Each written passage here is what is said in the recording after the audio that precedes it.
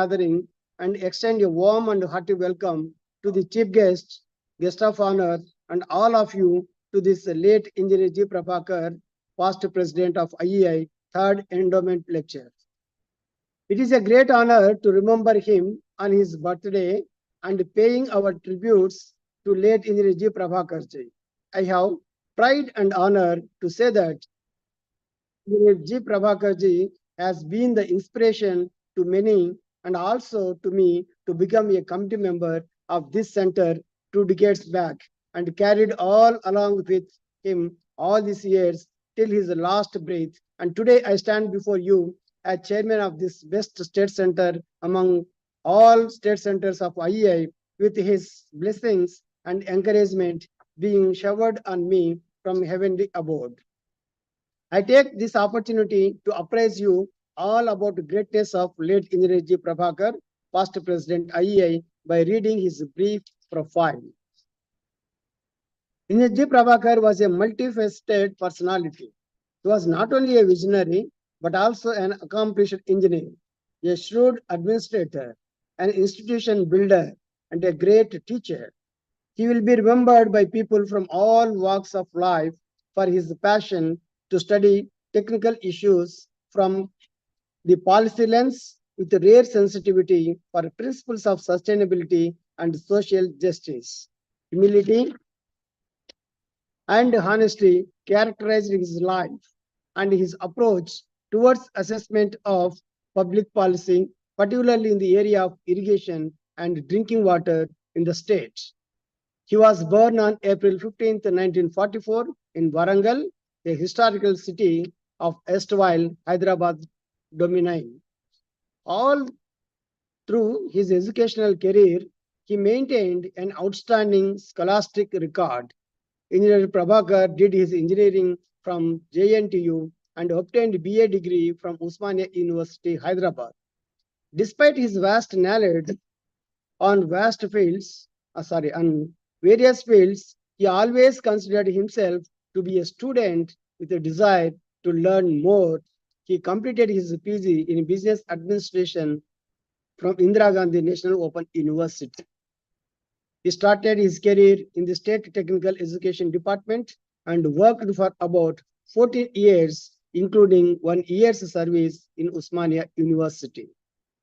On selection by the State Public Service Commission, he joined Irrigation and CAD Department in 1978 as Deputy Executive Engineer. He served the department in various capacities and worked for COT in AP Secretariat as officer on special duty. He had the privilege of attending training during August 1997 as one of the 6 participants selected by the World Bank at Washington, D.C., USA for the officers of various states of our country. He delivered lectures as a guest faculty for participating engineers from private organizations and administrators of various government departments.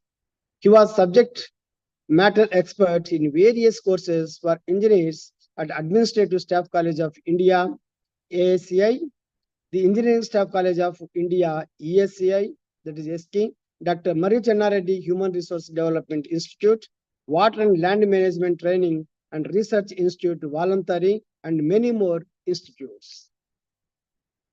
His leadership at the Institution of Engineers is historic and earned special recognition for the AP chapter among the engineering fraternity and in IEI at national level. He was one of the legendary Telugu engineers to earn special recognition in the history of Institution of Engineers. Engineer Prabhakar was actively associated with Combined Andhra Pradesh State Center of the Institution of Engineers India, now Telangana State Center of IEI, for 3.5 decades. He served as Joint Honorary Secretary during 1994, as Honorary Secretary during 94-98, and as Chairman during 98 to 2000, and received high encomiums. Engineer Prabhakar was unique due to his passion for studying and sharing minute details of the subject as an academician and continued to retain the perspective of a teacher that he was from the initial years in the Polytechnic, continued his teaching passion by being a teacher for various engineering subjects to AMI students, and all through his career as a practicing engineer, administrator, arbitrator, and policy advisor. He was a multidisciplinary engineer cutting across mechanical, electrical, civil engineering, hydrology, and ecology. During his tenure as chairman of the IEAP, 15th Indian Congress was organized in December 2000 at Hyderabad, which earned laurels to the then IEAP chapter. It was a memorable event in the annals of the combined AP State IEI, since it also received the Best State Center Award during the 15th Congress in the very first year of instituting the award. He contributed significantly to the IEI national body as well ever since he entered the National Council of the IEI in 1998. He was member of various committees and also as vice president during 2002 to 2003 of the IIA Calcutta. Engineer Prabhakar was also elected as the national president for the session 2010 to 2011 of the Institution of Engineers India, a premier professional body of the country. So you proudly say that from Telangana, he became the president of IEI in the year 2010. Engineer Prabhakar, president of IEI, was appointed by the Planning Commission, Government of India, as an ex officio member of the steering committee for higher and technical education to formulate 12th five-year plan during 2012 to 2017. He was the member of the Council of AICTE and also the member of the Executive Committee of National Board of Accreditation (NBA). His contribution to the technical education has been highly appreciated. He was the member of International Engineering Alliance (IEA), an international body for regulating quality standards of engineering education. During the tenure as Director General of SK, Prabhakarji made best efforts to further boost the image of Engineering Staff College in Hyderabad of national importance. After retirement in Irrigation Department, he served as OSD in Andhra Pradesh Irrigation Department, Irrigation Development Corporation, APIDC from 2002, and subsequently was engaged in arbitration from 2013 to 2015. Drinking water for Twin Cities was always a serious concern since 1973, and options of Manjira was debated for years. Finally, in 2000, the government of Andhra Pradesh decided to tap Krishna for Hyderabad's drinking water, resolving an unending row on just and wise policy to bring Hyderabad into the Krishna basin. He was instrumental in selecting the source for augmentation of drinking water to Twin Cities from Nagarjuna Sagar of Krishna Basin, which was pending since 1973, which added 16.5 TMC to Twin Cities and 80% of which is added to the Musi River. He was also instrumental in suggesting remedial measures like Cowls, Nala, and a few other lift schemes from Pochampadu Reservoir. He will be remembered for his humble life and humanity and many friends and admirers. He departed on 10th September 2021, leaving his legacy behind as a template for future engineers and administrators. Today, Telangana State Center arranged late Engineer G. Prabhakar, past President IEI, third memorial lecture. On behalf of the Telangana State Center of IEI and on my own behalf, I once again extend a hearty welcome to the respected chief guest, Dr. N.V. Uma Mahesh, Professor, Water and Environment Division, Department of Civil Engineering, NIT Warangal, and also guest of honor, Engineer A. Krishnamurthy, FIE, Engineer-in-Chief, retired, I and CAD Department, Hyderabad, and all of you to this important event. Thank you, one and all.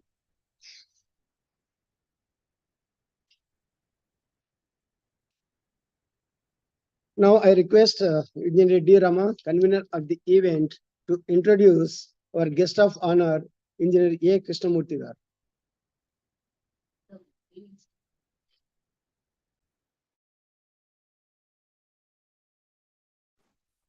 Good evening, sir.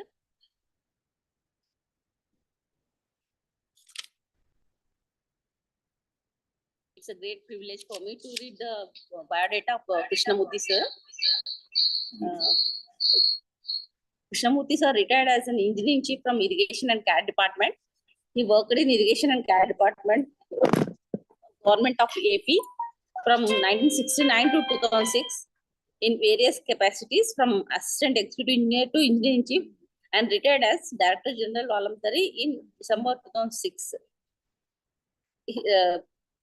Krishnamurthy sir is a colleague of the Prabhakar sir from 1978, as they both are from direct recruitment as DEs and followed in his footsteps till his retirement as indicated below. During the above period, he was in charge of planning of major, medium, minor and lift irrigation projects, preparation of detailed project reports on major and medium lift irrigation schemes, erection of Lord Buddha statue in Hussain Sagar Lake, construction of Jarasauda building for accommodating all offices of irrigation department at Eramazil under the jurisdiction of G. Prabhakar sir as DCE major irrigation. Sir, Krishnamurthy sir worked as DCE major irrigation in place of Prabhakar sir when transferred to secretariat.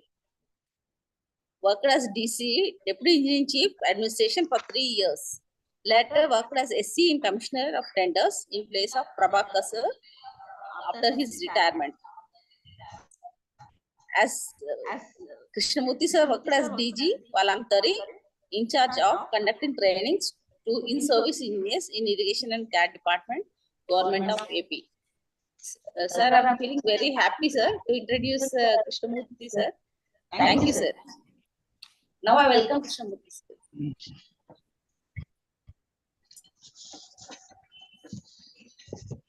So now I request A. Krishnamurthy garu to speak on this subject.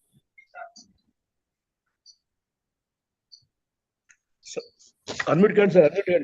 Krishnamurthy sir, ENC garu. Unmute kan sir. Nathu garu unmute చేయండి sir కి.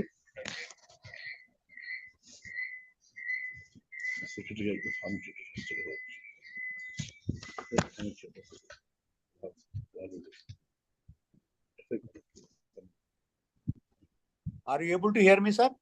Yes sir. Good evening to all of you, sir. Thank you for giving me this opportunity to speak about my brother. I treat him as my brother. Really, it's a great opportunity for me to speak few words about my brother, Mr. Prabhakar. Are you able to hear me, sir? Yes sir. Yes, sir. Okay. Why I treat him as my brother is, first of all, he is senior to me in age, and we were together from 1978 onwards as direct recruit deputy executive engineers in the department. So from then onwards, he is my brother in all angles. He was actually BL also, law graduate also. So for our association, we made him as general secretary, and he was leading our association of direct recruit deputy executive engineers. And we got several jumps in our career because of his guidance and leadership. So this is why, we treat him as our eldest brother and elder brother. And now coming with association with him is, luckily, God made me to follow his footsteps. Luckily. He was deputy chief engineer, major irrigation 1, when I became executive engineer, Jarasauda building, which was not started for years together for different reasons. So that building I started under his guidance as deputy chief engineer, major irrigation. And you know what is now building, and that building is because of his support and efforts. So that is one achievement in my career with his blessings. And immediately, I don't know why, of course, I erected Lord Buddha also. In that, there was no his participation. It is a different job. And after that, I don't know why he was transferred to Secretariat for a better, assignment. And he made me to occupy his seat as Deputy Chief Engineer. Oh, wonderful. So that is where I started following his footsteps. So I worked in his seat of Deputy Chief Engineer Major Irrigation for about 2 to 3 years. Then we got promotion and I became Deputy Engineer in Chief Administration, and he became SC COT. And when he was working as SC COT, he got again a different assignment in a different organization. So then he pulled me to SC COT. Then also I occupied his seat as SC COT. So this is how I have been following his footsteps in the department also. And really, I enjoyed his guidance in all my careers. And besides that, we used to stay nearby. I used to stay in Sanjay Reddy Nagar, and he used to stay in Rahmat Nagar. So we were together very near and almost close by, meeting, on every day or in every occasion, everything. So that way also he is my guide and guru and guide and friend and philosopher is also there. And about him, other things are the simplicity, which present engineers who are especially working should learn. Of course, they can't follow. Till he became superintending engineer, he rode only on two-wheeler. Two-wheeler scooter of oldest model. I changed a half a dozen motorcycles, but he didn't change, saying that I love this way. So that simplicity, present engineers, if they learn, it's a different story altogether. Present JEs are running Toyota, that is a different story altogether. So simplest man, and wonder, till his death, he was in that Rahmat Nagar, by-lane in 20 feet by-lane. People just within 3 years, Jubilee Hills and villas. But my brother, he stayed only in that Rahmat Nagar house till last breath. So that is the simplicity, definition of simplicity, not the dialogues. So this is what I learned from him. And really, he was guide in my day, other routine life also. And whenever I get a doubt, I used to go to him. Like that way, I still feel that he is my guru and guide with his principles which he followed. And coming to now institutional engineers, all of you are members of institutional engineers. I had a small opportunity given by my brother. Probably you all don't know. The present university institution of engineers was at low level than Khairatabad Road in those days. So rainwater used to accumulate. Then brother asked me, what you can do? You see what I will do. I have diverted all the Jal Sauda foundation excavated soil and filled up your entire institution premises with more than 1,000 lorries. And that is the reason why it is now at least reasonably to the level. So that way, brother, I helped institution in a very, very small way, very, very, very small. And the shed which was removed and the building now built is just because of brother. Nobody can do anything, could have done anything. And he, when he went to Calcutta as a chairman, and he did the job. And today we are enjoying the fruits of that building. So that is the thing. And even in that also, the last building, that is canteen or something like that, which is built in his name, where his bust is now kept. Even that building is got done by me through one of my contractor. So that also I have a chance to serve him. So like this, I have been his disciple and his shishya, his brother and his follower. So I really enjoyed. Today, of course, age is there always. Everybody has to go one day or other. And he reached early. Probably he may be doing some good service at that place in Sargalokam. So I wish him really, yes, may his soul rest in peace. And I wish all his family members good that thing. And I think this is what I can tell. Technical matter anyhow, our professor is going to teach. I want to say just these few things. And thank you very much for giving this opportunity. And thank you all. Namaste. Thank you very much, sir, Krishnamurthy sir, for expressing your vision with the first personality, Prabhakar garu, sir. Thank you, sir. So now I request Engineer Rama, convener, to introduce our chief guest, Dr. N.V. Uma Mahesh, Professor, NIT Varangal.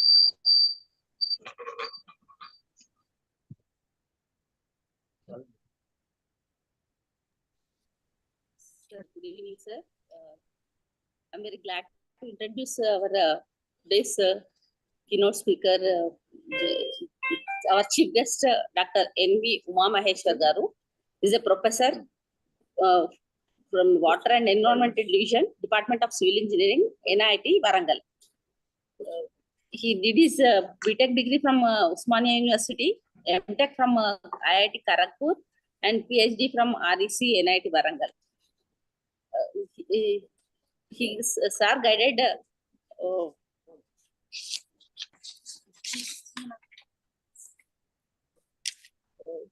PhD thesis title was Optimal Planning and Operation of Irrigation Reservoirs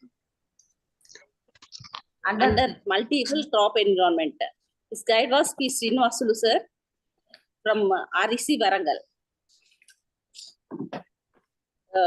Sir worked as a lecturer from in REC Varangal from 87 to 93, and as a senior lecturer from 93 to 95, and as an assistant professor from 95 to 2003, and as a professor from 2003 to 2018, and as the still sir is working as a professor in is continuing his service as a professor in NIT Varangal. Sir guided 13 members in PhD submissions, and one student from postdoctoral. His 67 papers published in journals. His articles are 7 numbers, and ongoing and completed project was around 8 from last 5 years. He worked as he took the responsibilities of chief warden of NIT Varangal hostel from January 2005 to December 2006, head of the Department of Civil Engineering NIT Varangal from 2008 to 2020.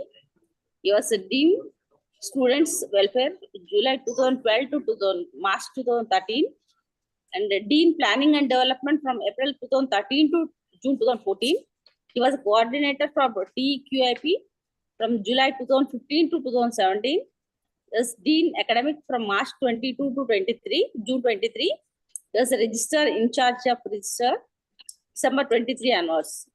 He got a merit certificate for the papers presented at the second international R&D session of CBIP held at New Delhi during October 1996. The state level Jalamitra Award constituted by the government of AP for successful implementation of watershed project in March 2003. He got GM Nawate Award for best paper presented at National Conference on Hydraulics and Water Resources, Hydro 2004, held at Nagpur, India in December 2004. Best paper award for the paper presented in International Conference on Modeling Tools for Sustainable Water Resources Management, held at IIT Hyderabad in December 2014. And Sargad Best Engineer Faculty Award in 2017, presented by NIT Varangal and NIT W Alumni Association. Thank you, sir, for giving me this opportunity. And now I welcome sir to give the lectures. Thank you, sir. Thank you, madam. Now I request Uma Mahesh garu, Professor NIT Varangal, to present a talk, sir. Thank you, Professor Dr. Venkat Subbaiah and Dr. Rama for your introduction. And thank you all the dignitaries here. In fact, my namaskar to everyone present here. And it's really a great honor for me to be invited to give a talk on a great personality, the engineer G. Prabhakar Garu. And it's really great to know about his contributions to the society, irrigation department, as well as the Institute of Engineers. It's very great to hear about his contributions, and it's really, I feel it's a kind of a privilege for me to be associated with this talk today, and maybe I'm invited for giving this talk. Thank you for giving this opportunity. Just let me share my PPT before I start presenting.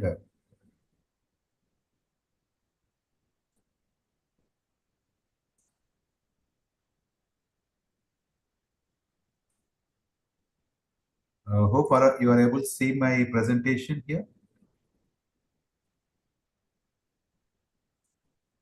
Yes, sir. Yes. It is, sir. Yeah.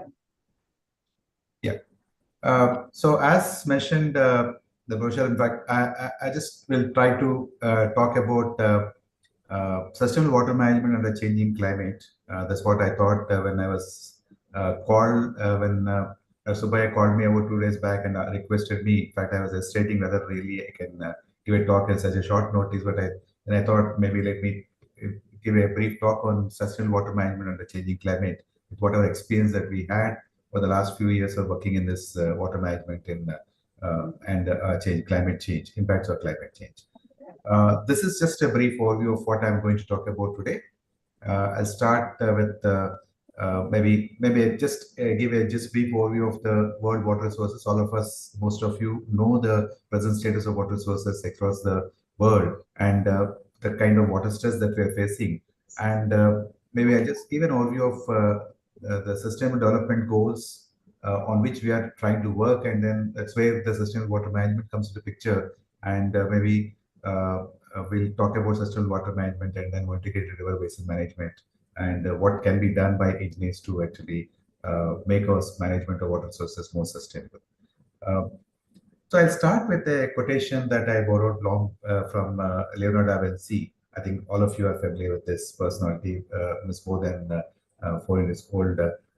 He said, "Water is the driver of life." I think even today this is relevant because the entire socio-economical conditions of any region or a country or any say society are driven by the water. Water plays a very important role, not just for the consumption of human consumption, but also for so all the socio-economical conditions of the system. And also try to quote here the importance of water management. I borrowed again as say from Rigveda. I just read the translation of it. To those who use rainwater wisely by means of river, well, canal, etc., for the purpose of navigation, recreation, agriculture, etc., prosper all the time. I think this is the gist of what I'm going to talk today, because how we manage our resources, because rain is a main source of water for us, and this water is available to us in terms of rivers or groundwater and all those things. How wisely we use this is, I think, how drives our country, and the prosperity of a region or a country depends upon how well we manage resources. And I think this is where I think we need to look into the conventional management that we are practicing today and can be sustained with this the future, how to improve upon this water management in the society for improving our water sources. Okay. Now, if you look at the global water use and demand, uh, the water use has been increasing, say, about 1% per year since 1980. And, uh, and it's also expected that by the end of 2050, the usage may increase to 20-30% above the current level of usage. If you just look at the withdrawal of water, which is the red line here, and then uh, this indicates the population. So one of the reasons why the demand for water is increasing is attributed towards increase in population. The population is increasing rapidly, and then that is also one of the reasons. But also there are other reasons why the water consumption is increasing, water demand is increasing. One is our living standards. As we go for higher living standards, obviously we need more water per capita. That's, I think, we can easily understand from the way we look at the per capita demand at a village level to per capita demand at a city level. At city level, we have a better maybe living standards, and obviously the amount of water that we supply for per capita is also increased. You go to highly developed cities like, for example, New York, the per capita demand is almost more than 2,000 liters per day. whereas we are struggling to supply 130 liters per day per capita. So this is we cannot attribute the entire increase in demand only for this, but as we go increase the living standard also, I think we need to have more water for this. And if you look at the global water resources, I think this is something which all of us know, though the entire earth is, say, filled with water, almost more than 75% of the surface of earth. But more than 97.5% of this water is salt water, which is at the moment, we cannot really use it. So what we have at the freshwater resources are just around 2.5%. But out of this 2.5%, what is available for us to be used for our activities is just only around 0.3%, which is located in, which is available in lakes and river storage, and around 30.8% is available groundwater. But all this is not usable because all the groundwater cannot be used, only a part of this can be used.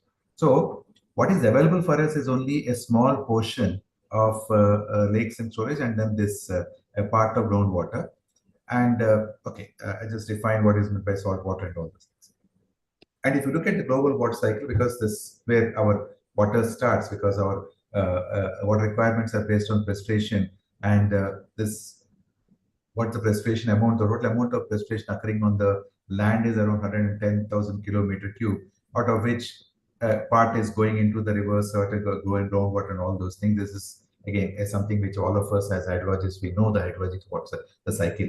But why I'm just showing here is what is available for us is from what starts from precipitation and is available in the form of river runoff and groundwater flow. This part is what actually we'll be able to use for our activities. That's what we call as a fresh water available. And all whatever we do, whatever activities we take up for water, I think this is the only source for water that we have. So, which is where it is something is runoff is 42,000 kilometer cube, whereas groundwater is around 2,200 kilometer cube, giving us around 44,800 kilometer cube per year is what is available for as freshwater resources for human activities. This is a huge quantity. This is not a small quantity. This itself, though it's a very small percent of total water available, this is not a small quantity. It's a huge quantity.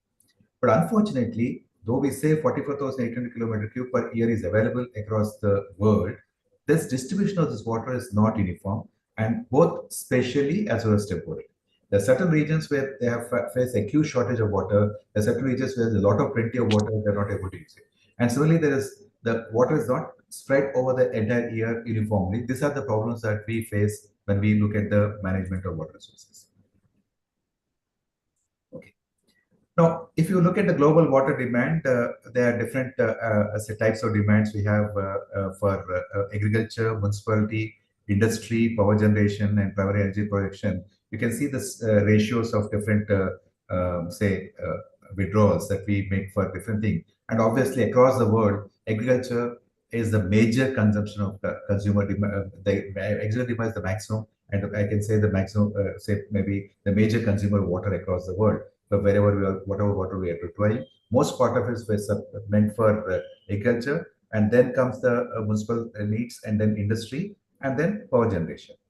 But maybe over the years, this municipal demand and the industry demands can increase because of the growing population as well as growing number of cities that we have. Because urban population is increasing, so this is possible that the withdrawal, in terms of withdrawal, the share of agriculture may not change much significantly, but the share of the municipal and industry increase may increase. And same thing about in terms of consumption also. The consumption for all this for agriculture, municipal use, and then also for industry use is going to increase steadily over the next few decades. Okay. Now, if you look at the water stress, maybe I'll be defining very shortly how we define how we model the water stress. You can see this red shade areas are the areas where there's a shortage stress is more than 70%, and most of these Gulf countries and part of the African countries are all desert areas, and then there's a huge shortage of water here. And then if you look at our country, India, you find most of it is the shortage, water stress is something between 25 to 30%. And these areas, for example, the entire, say, north of Europe, say Asia, Russia, and then other European countries, then North America, and most of South America and in part of the Africa. They are the regions where there's no water stress at all because they're the regions where they have plenty of water. But again, you can see within Africa, you have again, you look at South Africa, I think there's another country which faces acute shortage of water. We have, all of us have heard about the shortage of water in Cape Town about few years back. So how do we calculate the water stress index? Now, if you look at the water, say what is the basic requirement for a human being? For domestic requirement, I think we can say something around 100 liters per person per day. Okay, if it just base minimum that we require is something around 100 liters per person per day, it comes to around 40 meter cube per person per year. And for other requirements, they require other activities, means say like cooking, washing, etc. We maybe require around 600 liters per person per day, including even commercial activities, industries, and all those things. So that comes to around 240 meter cube per person per year. And approximately the agriculture demand is considered as, say, maybe agriculture and energy demand is considered as 20 times the requirement per person per year. So around the 800 meter cube per year. So if I add all those things, 840 plus, say, what you require totally is 840 meter cube per person per year. Two, maybe this is the range. The domestic requirement may range from 100 to 600. So the total requirements can be varying from 840 to 1040 meter cube per person per year. So this is like what we can say is the basic needs that are the basic requirement of water to meet the basic needs of the society of the humans. So now if you look at the per capita availability of water across the different regions of the world, you can see there are regions where you have more than 684,000 per meter cube per capita per year, which are means, for example, this entire Canada has a huge quantity of water there. Whereas there are regions where the availability of water is very less. For example, in India, it is something in the range of 1,000 to 1,700 kilometer cube per capita per year. Whereas there are regions where the availability of water is less than 1,000 meter cube per person per year. Means this is obviously this is what you call a scarcity, and say as the availability per capita availability starts going down below 2,500, means the area is becoming more vulnerable for water stress. And this is what is happening in all these regions where the population, most of the population of the world is concentrated in these regions. And this where, so because of this, the per capita availability of water is very less here. And I think India is now in the verge of moving towards maybe from a stress region to a water scarce region. Because if unless we take some actions on this. And if you look at, say, the distribution within India, then you can see that the very regions where the water stress is high, more than 54% of India faces high to extremely high water stress. And these are the regions which face high water stress. And then maybe if you look at Telangana, I think Telangana has some parts of Telangana have low water stress, but there are certain parts of Telangana which are facing medium to high, say, water stress. Okay, so this is the status within India in terms of the water stress.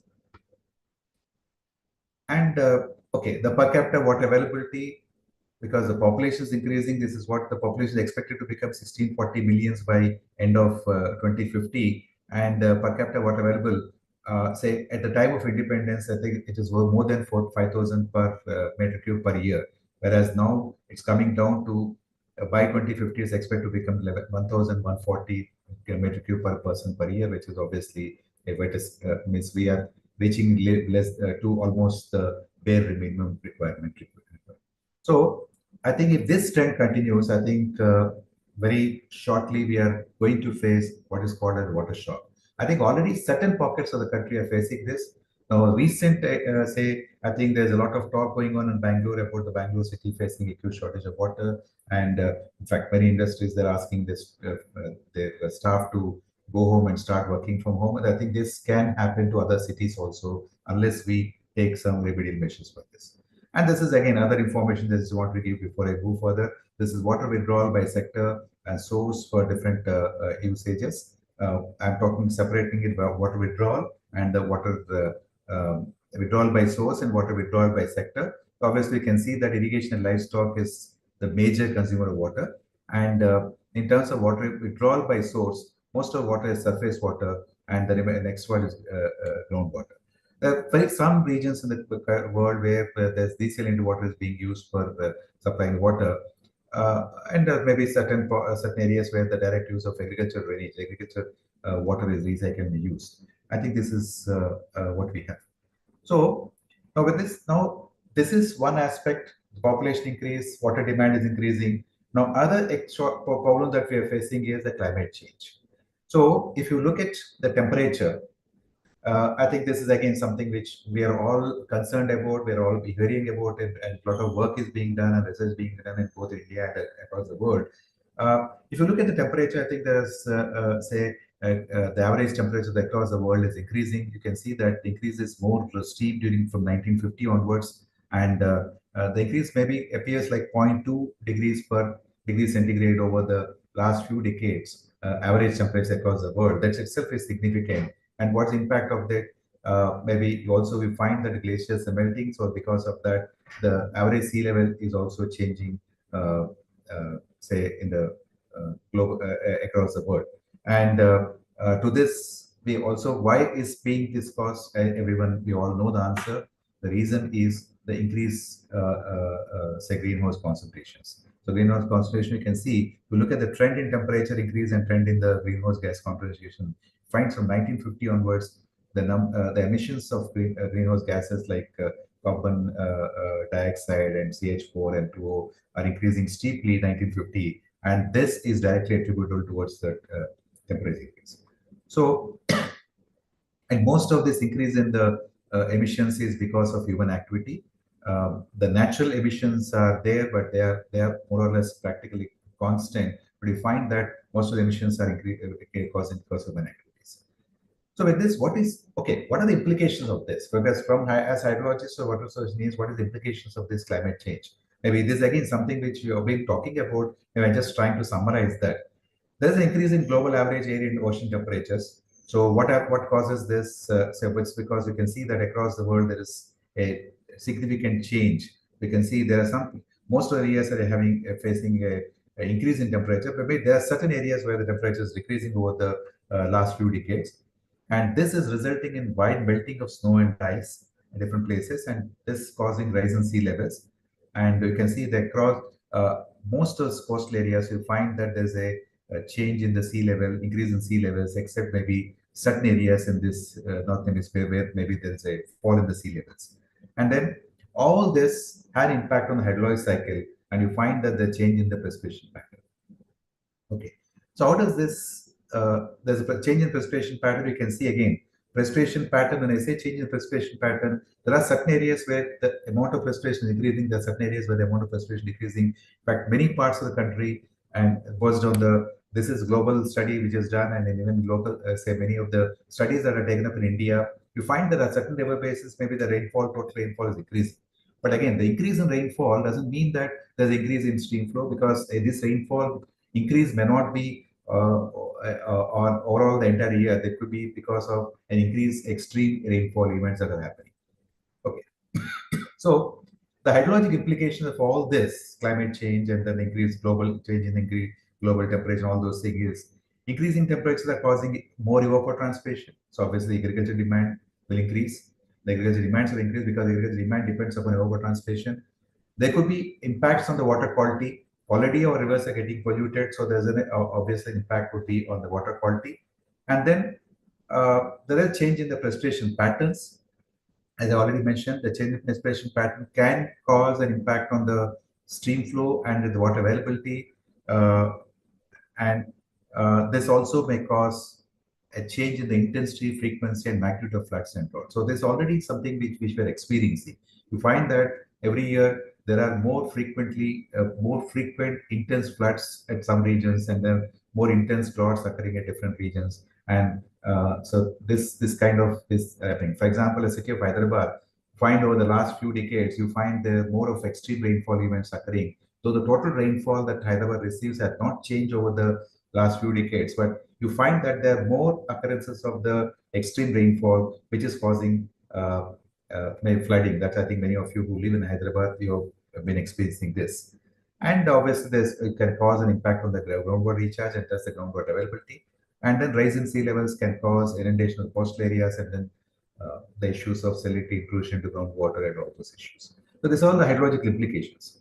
So we are facing two problems compounded by two things. One is increase in the water demand because of increasing population and increasing living standards and more industrialization and urbanization, all those things. At the same time, we also are facing a problems because of the climate change and the impacts that it has on the hydrology, especially in terms of the extreme events like floods and droughts, and then availability of water. So now we are supposed to we have to face these two issues and see that we'll be able to sustain the water resources that we have. So that's where the concept of sustainable development comes. And then sustainable development goals, I think this is something which all of you are aware of, because many of us are working towards this. So a 2030 agenda for sustainable development was adopted by the United Nations in 2015. It provides a shared blueprint for peace and prosperity of people. There are 17 sustainable development goals. And if you try to analyze each of these goals, I think some way or other, each and every goal is actually connected to our water resources or how we manage water resources. Maybe the direct thing is this clean water and sanitation. This is something which is directly related because it's our duty to see that every citizen is provided with a safe water, clean water, and we have to provide sanitation for us. At the same time, for example, if I have to zero hunger cannot be achieved without, say, irrigation, agricultural increase in agriculture productivity. Again, this related to water, and say like this, like life below water, life on land, and sustainable cities and communities, responsible consumption and production. If you look at every goal is connected with water. So unless we manage the water sources more effectively and sustainably, I think we'll not be able to achieve these targets of sustainable development goals. So I'm just trying to focus on goal 6 because directly related to water. So obviously ensure availability of sustainable management of water and sanitation for all. So this is what actually goal 6 says. Achieve universal equitable access to safe and affordable drinking water for all. Achieve access to adequate and equitable sanitation and hygiene for all, and end up open defecation, and improve water quality by reducing pollution, limiting dumping, and minimizing release of other chemicals. I think all of us are involved in some activities being taken up. So we have different schemes, different programs taken up by government to achieve these kind of targets. I think, say, drinking water mission, all this, and also the sanitation measures and all those things. And similarly, we have to provide sustainable increase water use efficiency, and then means we need to improve the efficiency, water use efficiency across all sectors so that we'll be able to conserve water, and then implement integrated water source management at all levels, including through transparent cooperation and as appropriate, and protect and restore water-related ecosystems, including mountains, forests, wetlands, rivers, aquifers, and lakes. I think these are all what are given as the goals for this thing. And okay, these are all what actually I borrowed from the Sustainable Development Goal 6. We need to expand international cooperation, support and strength participation of local. So I think where we come into picture is how we try to involve ourselves and say make the local communities participate in improving the water and sanitation management in their localities. Okay. So here, I think we all keep talking about sustainable development, sustainable management, all those things.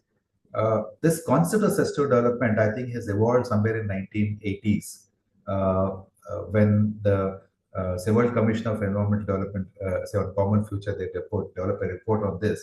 It's a kind of development that meets the needs of the present without compromising the ability to future generation meet their own needs. I think before this concept, I think most of development has taken place development at any cost. I think, but now today we are more aware of the consequence of development activities. We cannot stop our development, but the development without sacrificing the needs of the future. That's, I think, what the basic idea behind this sustainable development is. So sustainable development obviously links society, environment, economy, and development. These are the four concepts, I think, four pillars of the sustainable development. We need to look at the environmental integrity, where we have to live within the ecological limits. Now, when I say ecological limits, for example, you take a city like Hyderabad. Now, as the demand for water increases, we are trying to borrow water or import water from different localities. So obviously, it's needed. But how long can we start demand? Because the city is growing, continues to grow. So how long is sustainable? So we should, I think, at some point or other, we should start looking at how do we live within the limits of our city. There's a limit. The city has got its own water resource limits, it's got limits. So it's not, the solution is not always trying to import water from a longer distance, more and more longer distances, and try to get more and more water. We need to meet the basic requirements of, say, the population in the city. At the same time, I think we need to look at the means of how we can actually improve without the water means manage the water demand, and also see that we are able to achieve all these things within the say ecological limits. For example, we talk about today the different types of water. Do we require to supply water at the same quality for all the activities? We require water for different activities. So we are not, but I think we need to now seriously look into, in a city like Hyderabad or Warangal or any other city, upcoming city, we start looking at how do we maybe recycle the water, how do we make use of the wastewater. Maybe we talk about zero discharge. Maybe now we are talking about zero discharge localities or communities. I think the city itself should have move into that kind of aspect where we try to make use of the grey water and say other kinds of source of water, different kinds of sources, where we look in terms of source, because that's how we have to manage the demand and the recycling. So that's why we talk about environmental integrity, where we are trying to develop in such a way that we are within the ecological limits of the limits, and at the same time protect the nature. And at the same time, we cannot forego the economic development, because economy is important in the city or a region. The economic development is important.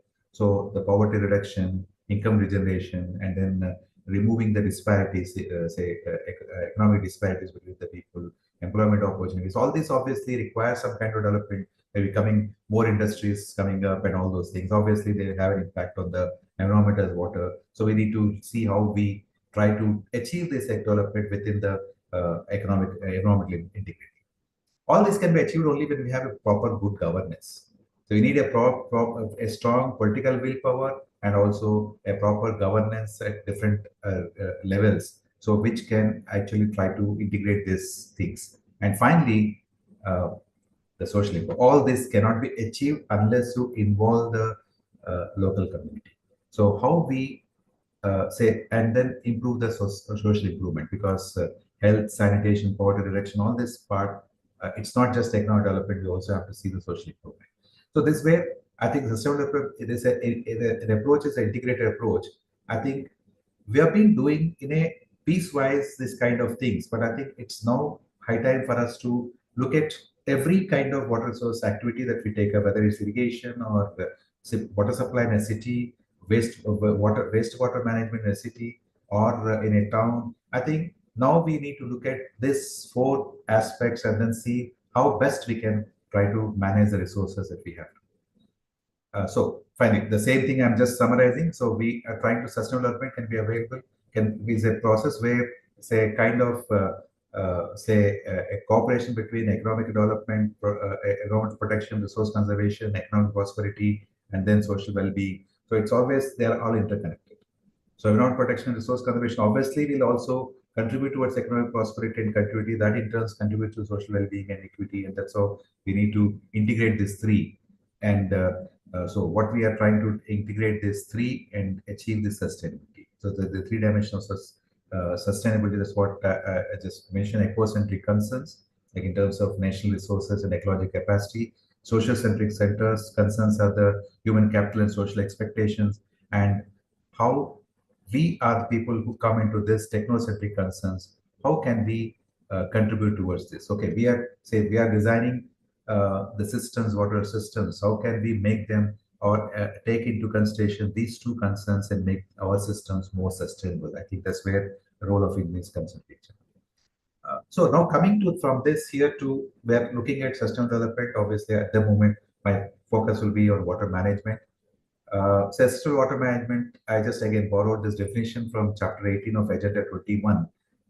This was Agenda 21st Century for 21st, adopted in 1980s by this UN. The holistic management of freshwater and say where the freshwater is to, we need to consider, assume that freshwater is finite and it's a vulnerable resource. And we need to have integration of the various water sector plans, because water is required for various sectors. Unless there is integration between the various sectors, we will know.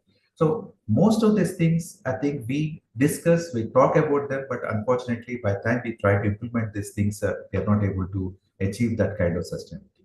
So again, another definition for water sustainable water resource systems that are designed and managed to fully contribute to the needs of society now and the indefinite future while protecting their cultural, ecological, and hydrological. And obviously, whatever we do, it's what we call as integrated water resource management, because water management has to be linked to the land management and other related resources. So, because all this together contribute towards, say, the sustainable development process. So, how do we achieve this system? What are the strategies that we need to look at? I think this what I think as Indians, this is what we have to look into. Recycling and reuse of water. That's what I just now mentioned. For example, we can start from small communities to larger cities. Because whatever in a city or a town, whatever water we are supplying, more than 80% of it is coming down as a wastewater, and then again we are dumping that into a river and causing a polluted river. So I think it's high time for us to start thinking of recycling of water. So can we develop systems which can, because there are countries which have implemented this where they have treated the wastewater and brought it back to drinking water standards. Okay, we may not think about that aspect, but at least can we recycle our wastewater, industrial wastewater or a domestic wastewater, and see that it can be used for some activities, if not for drinking and domestic consumption, at least for some other activities. And then reuse of water. I think we can start it from small communities to larger communities. There are certain campuses where this being implemented, and we are trying to do it. Maybe in IIT Warangal, some time back we started treating the wastewater, at least part, means not the complete wastewater, at least the wastewater coming from our students' hostels, like maybe mostly from the bathrooms and the kitchen of messes, and then we try to recycle and use it for our gardening, and then flushing of tanks in the hostels and other things.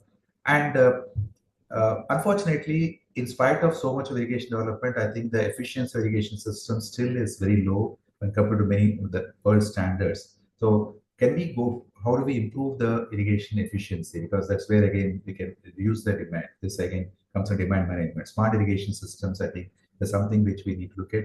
And okay, people talk about large scale desalination. I have just mentioned this as one of the basic, but large scale desalination, as of now today, with the type of methodologies that we have, it's economically infeasible. Maybe certain small pockets, people have tried it, I think, in Gulf countries because they have money, they were able to do it and supply water for drinking. But I think in India, it is not that feasible. And okay, there's something which we have been talking about since long time, interbasin transfers. They have their own, say, limitations, obviously, because we are not able to solve the inter-state disputes that have with the river basin. So when we talk about interbasin transfers, we will add to that. But still, I think there are some, this is one of the possible ways in which we can try, I think, say, maybe achieve a kind of more sustainable water management. I think already certain projects have been taken up by the government of India, interlinking projects, and then some studies are being done. I think maybe in the future, we need to look at this aspect also as a solution for sustainable water management. And then integrated river-based management. Unfortunately, the way the rivers are being managed today in India, I'm sorry to say this, but I think this is something where water has become a state subject, and then there are some tribunals where the water is allotted, and then individually states are constructing a project, but there's no kind of a combined integrated management of water resources of the river basin. Because anything that you do the river basins, obviously, it has implications across the basin. So if something is being constructed in Maharashtra, obviously it has an impact on the Telangana state and Godavari, if you take the river Godavari. So I think there need to be a kind of say system where we manage the entire basin together, where all the say stakeholders, including all the state governments, are involved. And then, unless we look into this kind of integrated river basin management, I think we'll not be able to solve problems, and even we'll not be able to solve the disputes that we have on the sharing of water sources on the different rivers. And so this integrated river basin management is why maybe I'm just trying to spend more time on this, because this, I think, which in the future, I think we need to move towards this kind of this thing. Maybe one way is actually there's only way in which I think we will be able to resolve the interstate disputes. Maybe there are river basins which flow across different countries, but we don't hear any kind of disputes there. Now, for example, one of the classic examples given for this integrated water river basin management is the Mekong River, which is flows through 7 different countries, starting from China, Thailand, Vietnam, Cambodia. I think there are 7 countries to which it flows, and they have maybe there are 7 different countries, but I think they have constituted a board through which they are able to manage river water sources. Combinedly, all the states are participating equally, and they don't have any kinds of disputes. Just an example that I'm giving, when countries can do it, I think it's not difficult for the states to come. I only think what required is, because this is where a strong vertical willpower is required. Everyone across the party lines or political this thing divides, that will be able to come forward and then see that this is the only way in which we can solve the disputes that we have with the river basin. So river basin, say basin-wise planning, developing strategic approach to balance the needs of various sectors, and then collaboration among various stakeholders, public participation. I think this is what involved river basin management. And in fact, I borrowed a statement because I think many of you have about a project that has been taken up by the Government of India, Namami Ganga, cleaning of the river Ganga, and then this was a Center for Ganga Management Studies has been taken up with the center at IIT Kanpur, and then several different IITs participated. They come up with some kind of reports, and I think some part of cleaning of river is taking place. And I just borrowed from the report on the integrated river basin management, what they call as Samad Ganga. Okay, the term Ganga is used here not to represent only Ganga river. Ganga, I think in our Indian culture, we refer to any water as Ganga. Okay, so Samad Ganga is, I think, something which a river is able to perform its natural process and functions. A river has its own functions. It has a natural process, and it serves the society. So a river which is able to serve its natural process and functions is what they call a Samad Ganga. And they say that it stands on 5 different pillars. One is what is known as Nimmal Ganga, where the river has a clean water, unpolluted water, and then will be, without any man-made pollution. That's what we mean. And then Aviral Ganga, where the river flows and with all the connections, that means river connectivity and continuity, means the river flows continuously. It's not that you block the river, entire flow of the river. And then this, say, Ardha Ganga, because where we talk about the functions of the river in terms of, because river serves us and provides us the benefits. And this benefits can be, means it also helps us in development. So we need to have a river conservation, synchronized development. That's what the meaning of what they call as Ardha Ganga. And then Jana Ganga, because every river is connected to, because people have their own connection to the river. India, we consider all the rivers as very sacred, and then we have we respect the river, and we are connected to river. So that connection cannot be removed. So river people are connected to river. So it means it's what we mean here is we need to involve the people when we talk about the river management. And then finally, all these things together create a science how we manage our river science and management. That's what they call as GAN Ganga. So this is something which I borrowed from a report that they published, C Ganga has published, Center for Ganga River Basin Management Studies. In fact, I think a similar kind of river basin management studies, they want to take up in 6 river basins across the country. I think February this was actually was signed, and MOU was signed between different institutes. I think I'm proud to say that NIT Warangal has been identified as one of the centers for implementing this kind of river conservation scheme for River Krishna along with IIT Sotkal.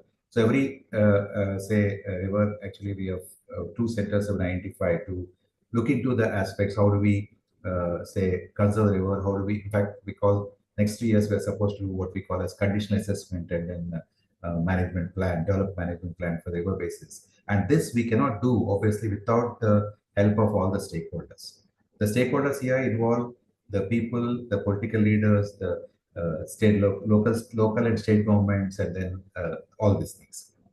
Okay.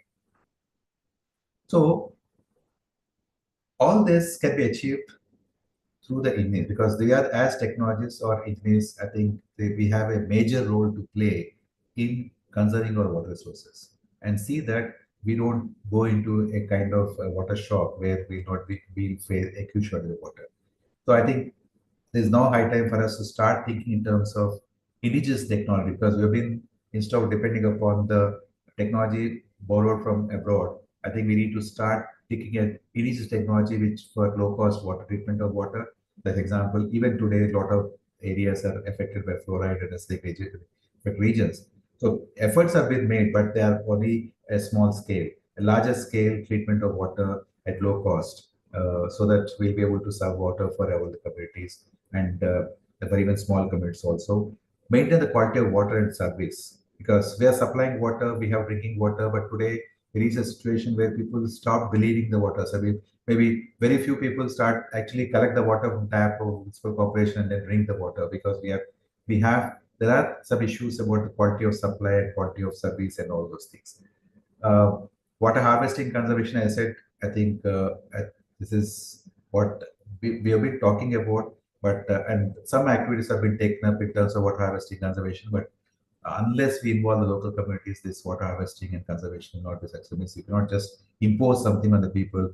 We need to involve the people, take them into consideration, and then differently. As I already mentioned, recycling and reuse of water. I think we have to start looking into this and see how can we best recycle the water. How do we reuse the water? And water quality management reverses surface water body because this is another problem that we are facing now. Most of our freshwater resources, the major rivers are getting polluted because of again our human activities. I think it's high time that we actually go and see how to manage this water quality and then improving the water efficiency across all sectors, right? From irrigation, water supply, drinking water supply, industrial water use, every sector. I think we have to, our efficiencies are low. We need to look at how do we improve the efficiency. Again, this is where the technology is involved.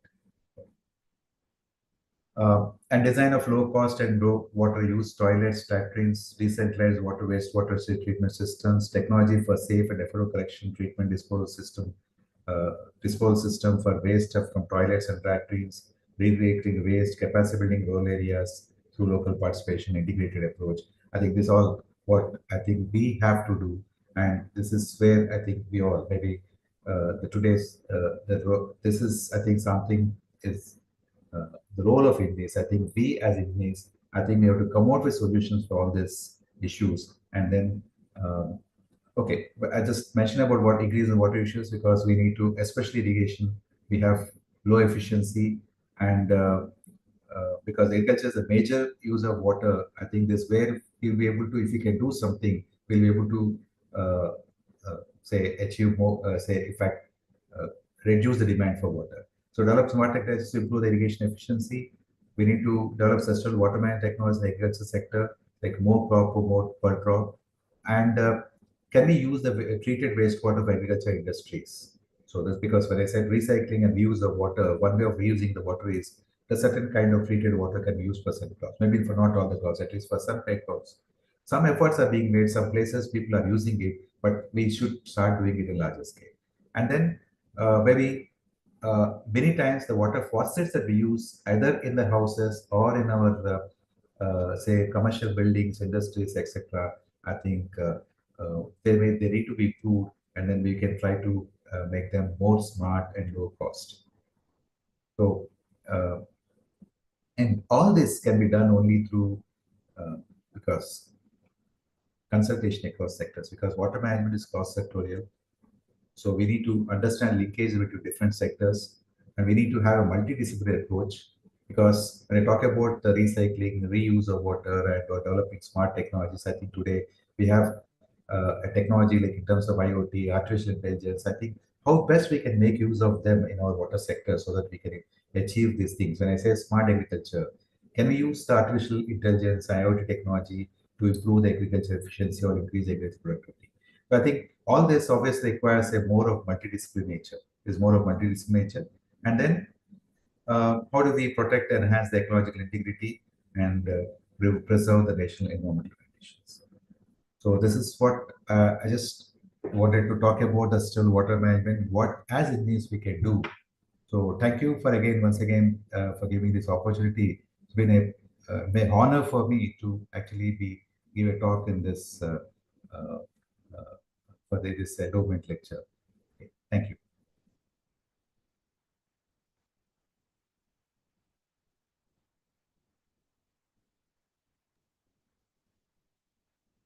Any queries, please, from anybody? Sir, good evening, sir. Good evening. We got eminent Professor Sri Dr. N. and eminent Sri my Guru Murthy Garu. Sir, both Krishna Sahib is the I think. Both are high talk, sir. Sir, regarding the sir, we have to think once again, sir, from prestigious university in Warangal and College of Engineering OU and JNTU. So many engineering colleges. So, ఒక్కసారి regarding college terms, sir, eminent persons should take and June of Kismet sir say, sir, Kismet, you are given thing are very specific.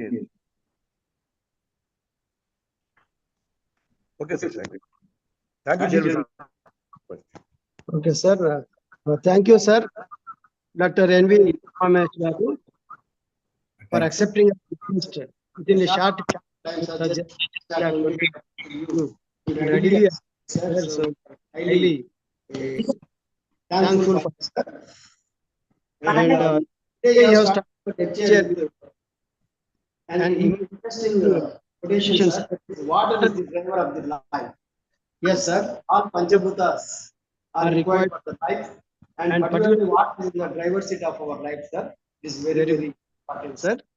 And your lecture is very interesting and informative, and you have covered a lot of things related to this sustainable water management, sir, such as global water cycle and how the global water demand is increasing year by year and how it will be by the year 2040, and levels of physical water stress, global freshwater availability, and also per capita water availability in India, water withdrawal by different sectors and also the sources, and importantly explained about the impact of climate change on water availability and the need of recycling of water, particularly with respect to Telangana in the major cities like Hyderabad, Warangal, Karimnagar, Nizamabad, like that, how this recycling of water is required, and hydrological implications, sir. So your lecture is very, very informative, sir. Thank you.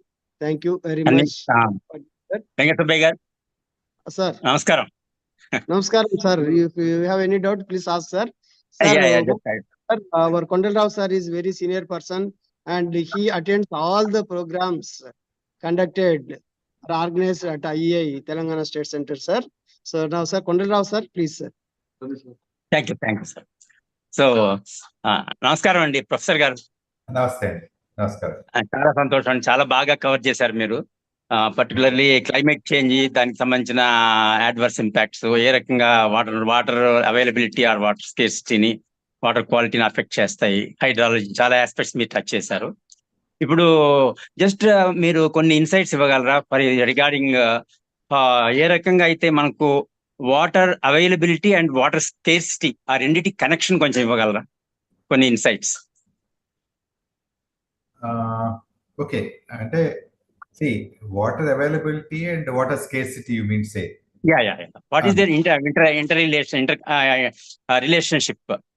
How they are impacted each other? Okay, see, usually water availability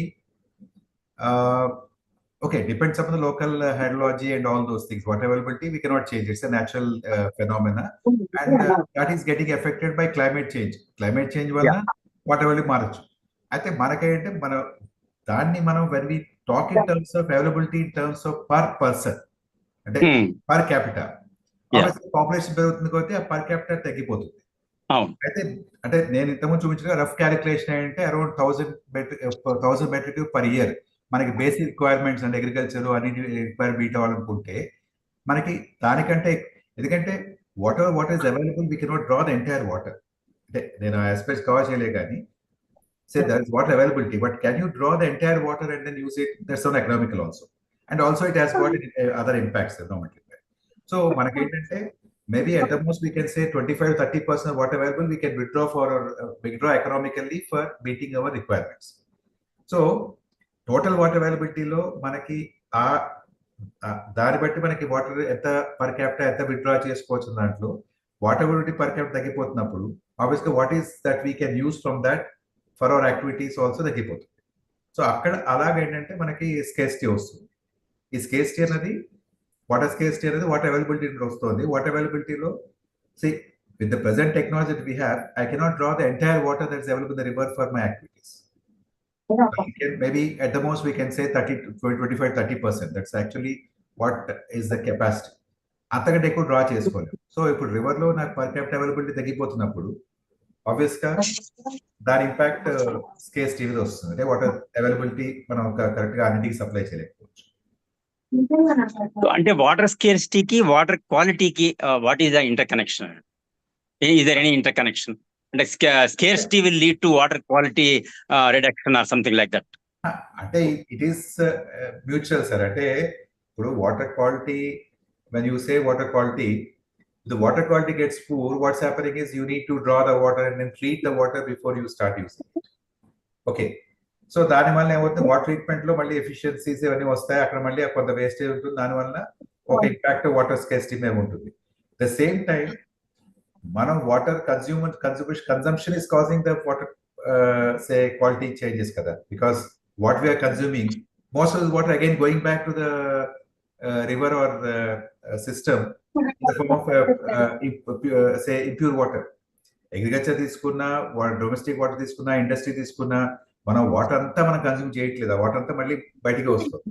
బయటకు వచ్చింది obvious గా it will have an impact on the environment quality.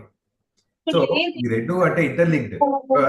Quality fresh water, మనం fresh water draw చేద్దాం, but as the quality gets deteriorated obviously availability of fresh water gets reduced and so scarcity starts occurring. Sir, now family members of Engineer G. Prabhakar garu are there, sir. Now I request Srish garu to speak on this occasion. And also Sridhar is also there, sir. Srish garu and Sridhar garu, please respond.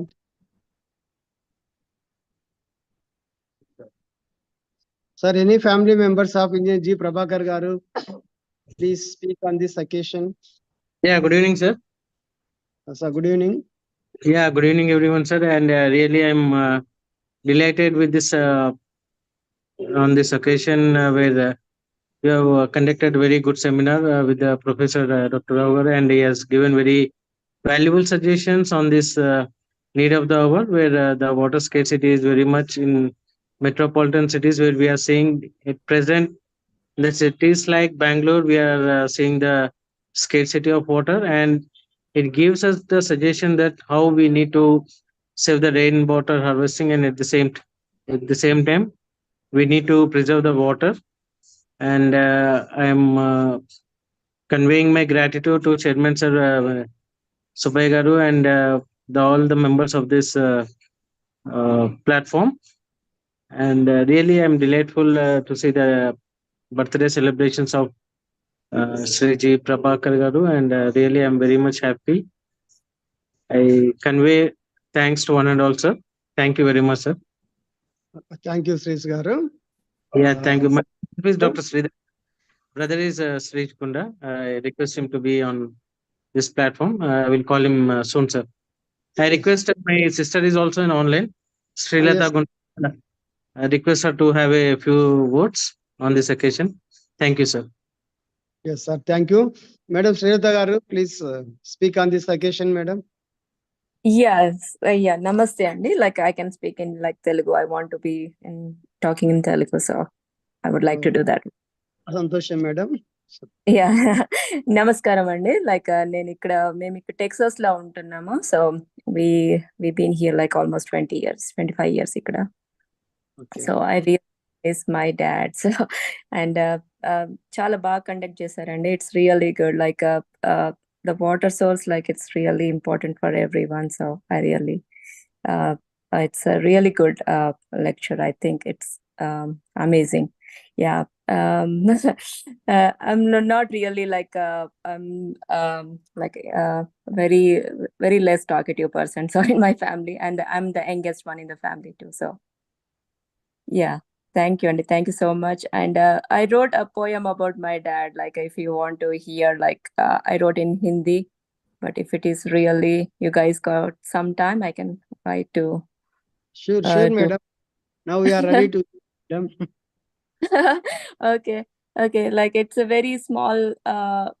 I miss so much my dad today. Like I don't know. I got just a few words about my dad, but missing him so much. We also missing, madam, an extraordinary person, madam. For our IEA, he is the most important person. Right. Yeah. Yes. So this is about the like a small poem about my dad. Like I'm looking. I'm just giving a summary about this poem. Like I'm looking my dad everywhere. That is the summary of this poem. So, are you guys all ready? Yes, madam. Yes. Okay. Just I'm saying like सुबह के सवेरे में आप है, रात के सितारे में आप है, बगीचे के फूल में आप है, सागर के लहर में आप है, हमारे जिंदगी के चमक में आप है, किस्मत है हम आपके बच्चे वाह हैं. वाह वंडरफुल मैम, बहुत बढ़िया है मैडम. मैम डैड के बारे में बहुत अच्छा लिखा, हम बहुत प्यार करते हैं. Thank you. आपका डैड नहीं, हमारा भी एडमिनिस्ट्रेटिव पिताजी है. प्रोफेसर रमना ही है, professor Ramana Nayak. Great, and also they are very rhythmic. Thank you so much. I don't know, suddenly like I'm missing No, so it's much. very nice to hear that. It's very meaningful also that you are. आनंद साहब, Yes, you are. बहुत बढ़िया meaning है आनंद साहब. Yes, आपने कहा कि सुबह के सवेरे में, शाम के सितारों में, फूलों में, बहारों में और सब सागर के लहर में. हाँ, वाह वाह सागर वाह. की लहरों में, और जहाँ भी आपने उनको याद किया वहाँ सब वाटरमैन ऑफ जगह इंडिया, है वो. वाटरमैन ऑफ वर्ल्ड, प्रभाकर साहब. नहीं, आप उनको सब जगह देख रही हैं अपनी नजर से. ये बहुत बड़ी बात है और याद कर रही है. सबला मैडम, आपका पिताजी नहीं है, हमारा एडमिनिस्ट्रेटिव पिताजी है. प्रभाकर साहब हमारा एडमिनिस्ट्रेटिव पिताजी है. Doctor Ramana here. He is very Yeah. lovable. Ramana He sir. is very, सबके how dad. are you? he is very lovable. Thank you so much. Thank you, madam. Sir, Sridhar, మీరు Sir. కూడా బాగుంటుంది. మాట్లాడాను sir. అన్నయ్య online కి వస్తే ఒక్క నిమిషం చెప్తాను. బ్రదర్ చెప్పండి. కిషోర్ సాబ్ మాట్లాడింది పర్టికులర్ రిమైండ్ చేయండి. మా ఏంటి సార్ కిషోర్ సాబ్ మాట్లాడండి. చూద్దాం, ఇప్పుడే కాల్ చేస్తాను sir. Okay sir. Thank you. నమస్కారం అందరికీ. Sir past president best please kindly reports past great ji Prabhakar sir. Clear గా sir.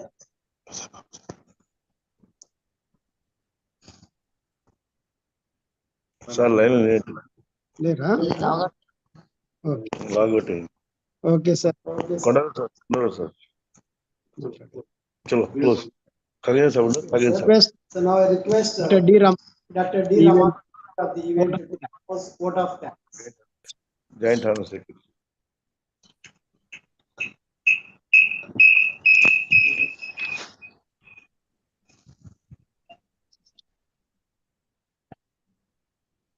Sir, thank you, sir, for today's chief guest being in a so hectic schedule. Also, sir came and gave us a nice lecture.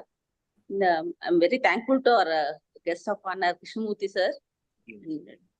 Thankful to Venkata Subbaya garu, chairman, and I'm very thankful to Brahma Reddy sir, immediate past chairman, and past chairman Ramna Nayak sir, council member ISN Raju sir, and past president GL Rao sir, and corporate members Anand sir, Sarveshwar Rao sir, Kondal Rao sir, Kaginder sir, and Surendra sir, Venkatramana sir, Narayana sir, Rajeshwar Rao sir, Pratap Babu garu, Murlidhar sir, Chakradhar garu, and family members Sishan and sir and Sridhar sir, Srilata madam, and Pushpa madam. Thank you all and all for making this event a grand success. Thank you, sir. Thank you very much. Now let us stand up for the national anthem. Yes.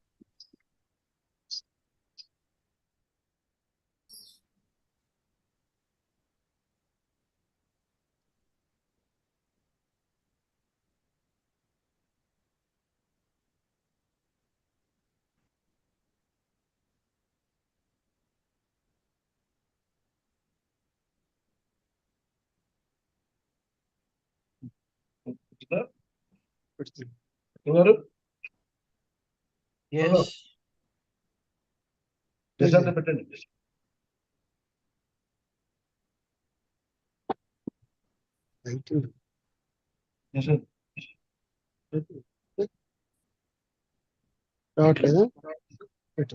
Shall we start?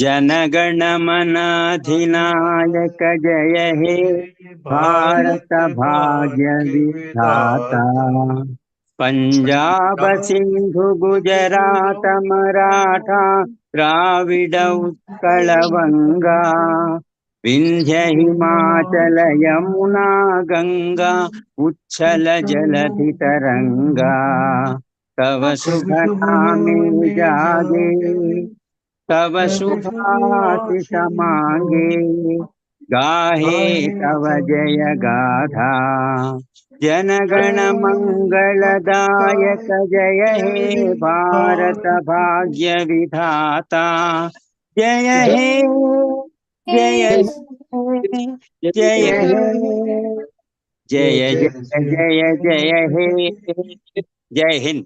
Jai Hind. Thank you. Sir, once again, thank you, sir, Uma Mahesh sir, and Krishnamurti garu. Thank you, Andy. Thank you. Thank you. Thank you. Thank you, Professor Saab. Thank you, sir. Thank you, sir. Nice lecture. Kindly. Sridhar garu. Okay, see you. Yes, sir. Thank you, sir. Kindly. Yes, sir. Thank you, sir.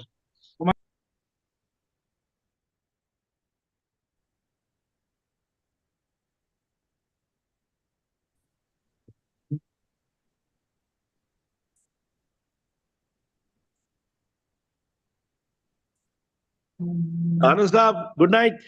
Good night. Good night, Coming, sir. coming. How are you? I am always fine, sir. sir.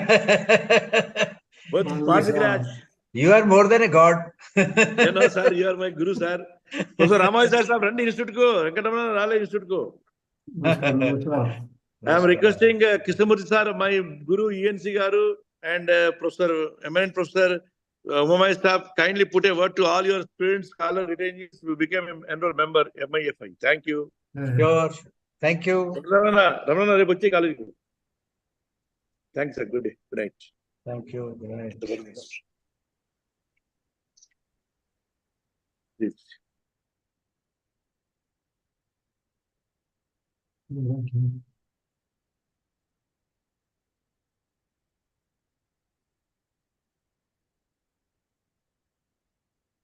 How are you, Anand साहब?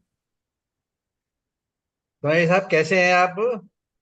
बस ठीक है। शांति है? हाँ, शांति है। जीवन में शांति चाहिए, बाकी सब कुछ मिल जाता है. Thank you all. Good night to all of you. Good night. Thank you. Good night, Mr. Venkatramana also. Venkatramana. Yeah, Venkatramana. Mr. Venkatramana is there. Thank you all. शांति अकेला चाहिए ना? है? Good singer. शांति अकेला चाहिए, बहुत चाहिए शांति. शांति अकेला ही, शांति ही काफी है, और कुछ नहीं चाहिए. एक शांति चाहिए, बहुत शांति चाहिए. शांति नहीं, बस है क्या? वो वाली शांति नहीं चाहिए हमको।